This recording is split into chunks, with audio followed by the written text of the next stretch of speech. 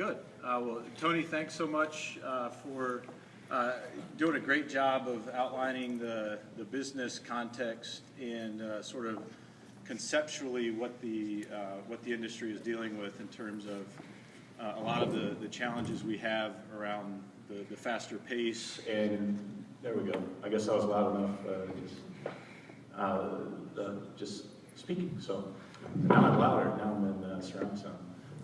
But around the challenges that we have as a business and as an industry and the complexity that we're dealing with.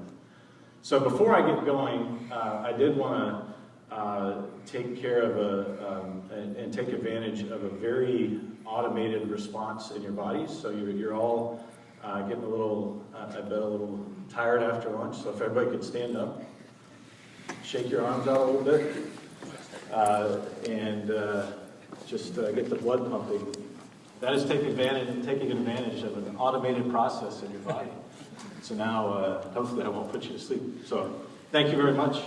I'm David Hicks with Cox Communications, and Deepak Kanwar and I, he'll be up there. I'm on here.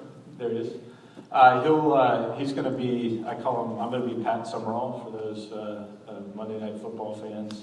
And he's going to be John Madden and sort of provide a little color commentary on how Cox Communications and Alcatel-Lucent are dealing with and partnering on the challenges that Tony just outlined for you, and then what we're doing about them, more importantly. Deepak will come up and provide a point or two here. First, I'm just going to give you a quick, for those that don't know, Cox Communications, I'm going to give you a quick background on Cox, and then we're going to talk through some of the challenges, frankly, that we're dealing with, and then what we're doing to address them. We've got sort of a case study, and then we're going to walk through when you see it, you're going to think, hey, that's a pretty simple, stupid way of dealing with it. But it's sort of tried and true, and then we've had great success, and my job's dependent on continuing to have success as we work through transforming the business. So quick bit about Cox Communications, and more importantly, our parent company, Cox Enterprises. The company has been around for about 115 years. It was founded by a gentleman by the name of James Cox, so he's known and referred to by Governor James Cox. And a quick factoid about Governor Cox. Many of you know the name Franklin Delano Roosevelt, FDR, who was a 4-term president for the United States. He actually ran on Governor Cox's 1920 presidential ticket. Governor Cox ran for president of the United States as his vice president. They didn't win, and a few years later, FDR came in, and the rest is history. But Cox Enterprises is a media company that owns four kind of main business units. One is the communications business that I work in, the cable company, or now the broadband company. Mannheim, which is an auto auction, is actually the world's largest, not just U.S., but world's largest auto auction business. Autotrader.com, many of you know that brand, and then finally the Cox Media Group, which owns a number of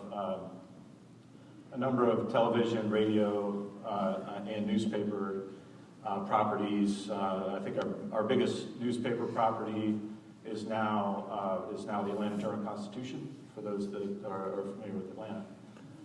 And then many of you also probably recognize the Valpak brand, the little blue envelope you get with all the coupons in your, if you're in the States, in your mailbox. About Cox Communications, third largest cable company behind Comcast and Time Warner. We actually pioneered the bundle, and that was something Cox came up with. It's very well known in the industry now around 3P. That was actually a Cox concept. We have about 6 million residential and business customers combined. And at the end of 2012, we had about $10 billion in annual recurring revenue.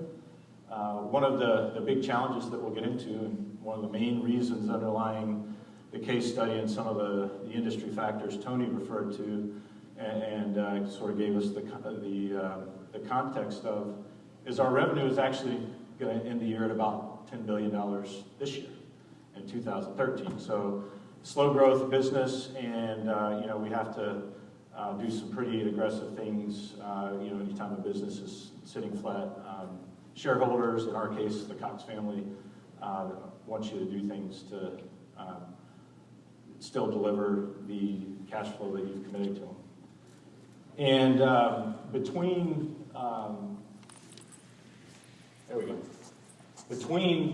Cox Communications and the Cox Media Group properties, we actually communicate with and reach 1 in every 3 Americans, the folks in the United States. And for those that are consuming content that Cox provides over the top, which is invariably happening, we reach folks outside the United States. So, what are we doing around transforming and automating and becoming more agile as a company?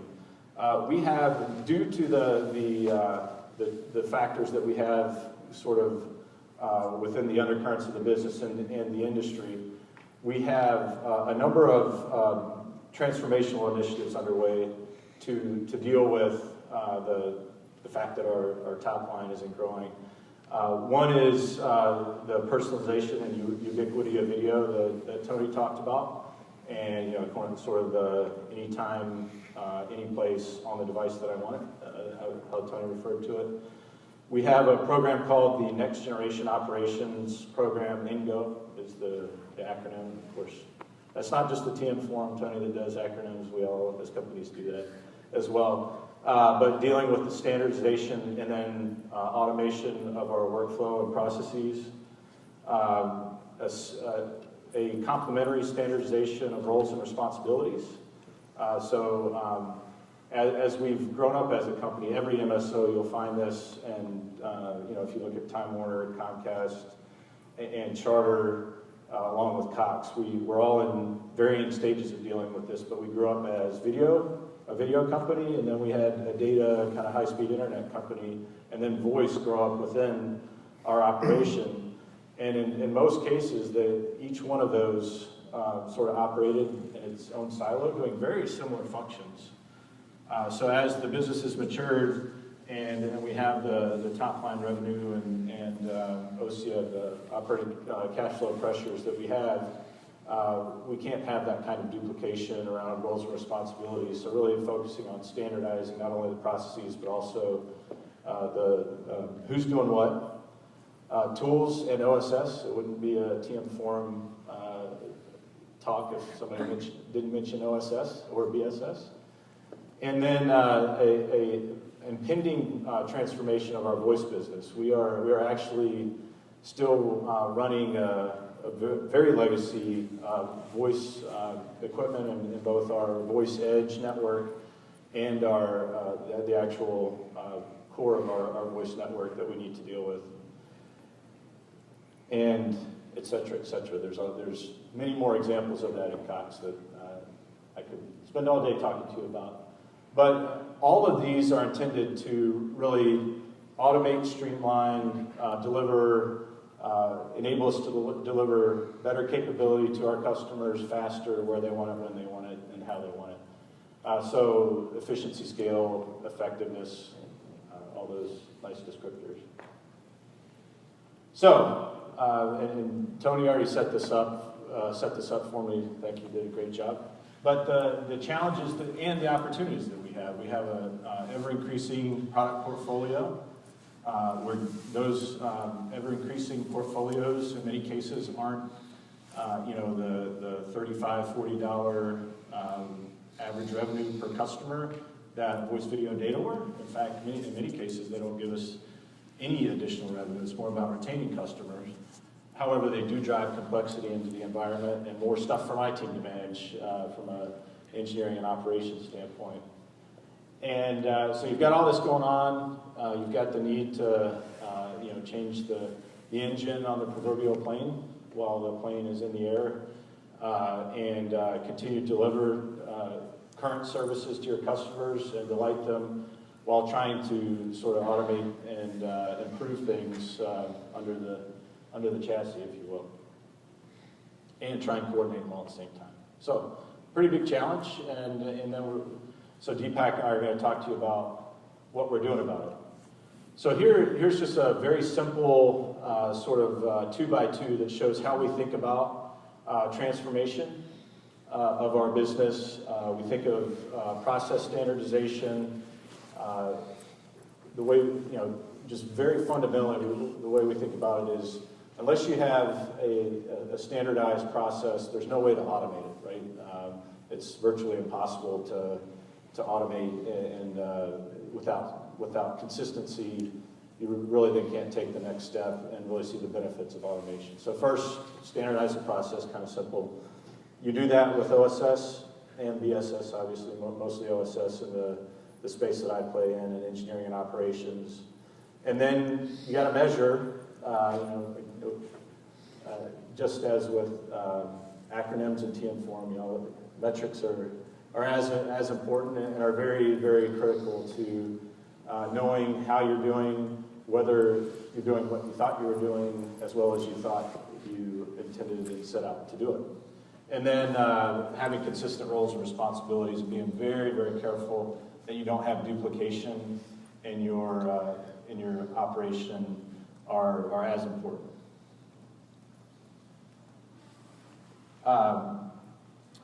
One other sort of other variables you have to think about that influence how and when you automate and how agile and how quickly to market you can go are to the extent that you have legacy platforms and legacy processes, this voice network that I talked about that we have, Nortel, big refrigerator, voice systems. It's hard to really automate and drive benefit into those. So really picking your points and picking your opportunities is very important as you think about it.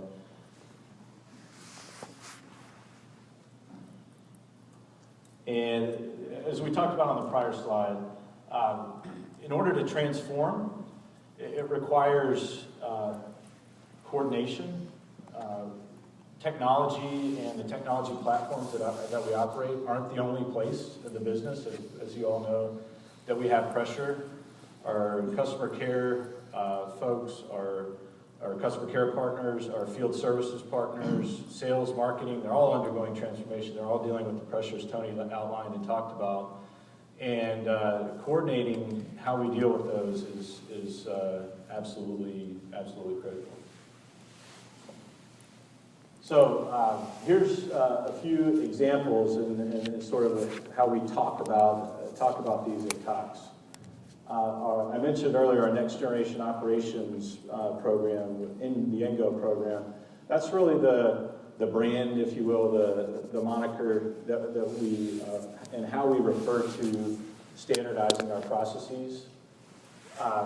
Tools and OSS, BSS evolution, obviously around OSS and the OSS and BSS 2x2 and sort of that foundational area. Really, it's starting out in the top left, and you kind of build around to the right. So first you standardize, then in the OSS space you automate, and you take advantage of the opportunity to scale through metrics and governance. The metric, again, metrics and governance. Without those, you don't know if other people in the business are doing the same thing, which invariably happens when you're dealing with very complex business problems. Often you'll have multiple, I don't know if anyone would be willing to raise their hand if they've ever experienced the situation where multiple organizations within their company were working on the same problem and perhaps didn't even know they were working on it or thought they were doing better. But we do have that. I'll raise my hand. We do have that going on at Cox. So coordinating and being aware of when and if that's happening. And then, again, I mentioned the roles and responsibilities and standardizing those. There is a point to the emphasis on standardizing roles and responsibilities.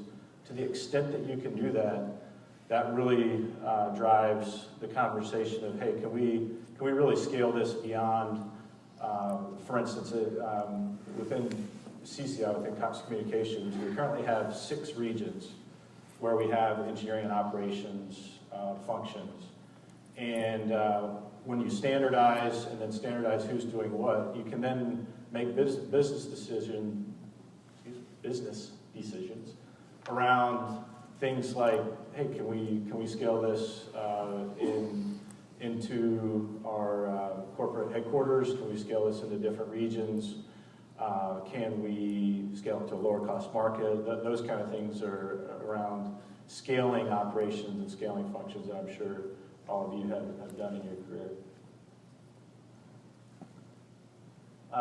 And again, holistic coordination and a focus on not only the process and the platforms, but also people. Automating everything in that subject didn't necessarily lend itself to a lot of focus in the presentation or the case study today on change management and the leadership side of this, but it's absolutely critical around enlisting your teams in the change, having change agents that help message and communicate what we're doing and why it's important. The what from factor, the what's in it for me factor that is so important on the people side of things to help them understand the challenges we're dealing with as a business. And Deepak, we also wanted, as a part of the forum, so that's the case study. Deepak's going to sort of talk to us some about how these initiatives that we have underway at Cox really are supported by TM Forum concepts and talk a little, sort of tie out how the framework and frameworks that TM Forum has really informs what we do from a transformational standpoint. Thanks, David. And I'm the smaller portion of the tag team, as you can tell. So as a way of introduction, I lead a consulting practice for Architect Lucent on operations and network transformation and benchmarking. So we work with dozens of service providers such as Cox through the year. And one of the things that I've really found is that if you use a standard framework, it makes the conversation much easier, right? Because it's been tried and tested and other people have used it. So at least with Cox, we started off with the ETOM. Although if you're familiar with ETOM, our plan doesn't work the way it is in all situations.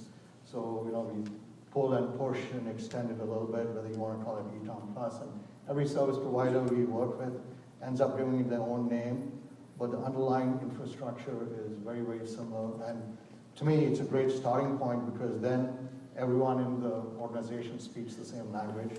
When you talk about